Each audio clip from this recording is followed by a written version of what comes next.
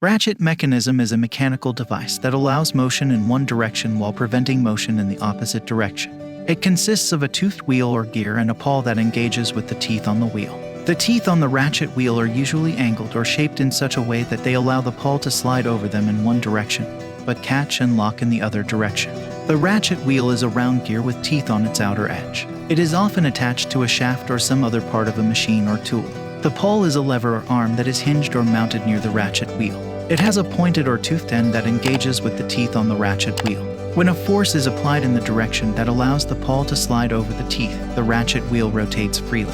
However, when a force is applied in the opposite direction, the pointed end of the pawl catches on the teeth, preventing the wheel from turning backward. Ratchet mechanisms are commonly used in various applications to achieve specific function. Socket wrenches and torque wrenches, bicycle hubs, hoists and winches, ratchet straps. Ratchet mechanisms are essential in various mechanical systems where controlled, one-way motion is needed, and they provide reliability and safety in numerous applications.